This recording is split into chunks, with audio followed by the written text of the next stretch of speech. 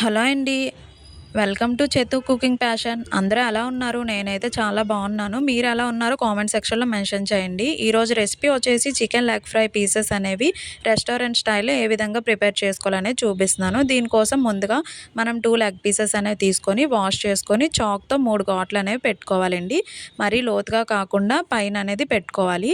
అందులో half teaspoon salt, 1 spoon అల్లం వెల్లుల్లిపాయ పేస్ట్, హాఫ్ లెమన్ అనేది యాడ్ చేసుకొని ఈ విధంగా మొత్తాన్ని ముక్కకు పట్టేంత వరకు మనం కలుపుకొని ఒక 10 మినిట్స్ పాటు పక్కన పెట్టుకొని ఒక 10 మినిట్స్ పూర్తయిన తర్వాత అందులో half teaspoon garam masala, half teaspoon కారం, చిటికెడు పసుపు, కొద్దిగా చికెన్ మసాలా, ఇంకా 2 స్పూన్స్ కార్న్‌ఫ్లోర్ అనేది యాడ్ చేసుకొని మొత్తాన్ని మనం చేత్తో ముక్కకు పట్టేంత విధంగా కలుపుకోవాలండి. నేను కలుపుకున్న విధానంగా కలుపుకొని ఒక అరగంట పాటు మూత పెట్టుకొని పక్కన పెట్టేసుకోవాలి.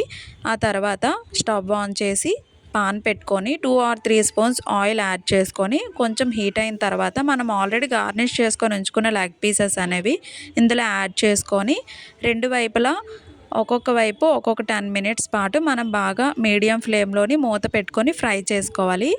ఒక 10 మినిట్స్ పూర్తయిన తర్వాత మరో పక్క అనేది మనం తిప్పుకోవాలండి.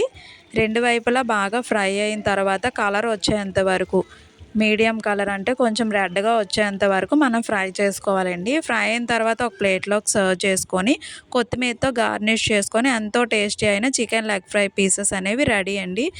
మీరు ఈ విధంగా ట్రై చేసినట్లయితే కామెంట్ సెక్షన్లో మెన్షన్ చేయండి. చాలా టేస్టీగా ఉంటుంది. ట్రై చేయండి. Please like, share and subscribe friends. Thank you for watching. Bye bye.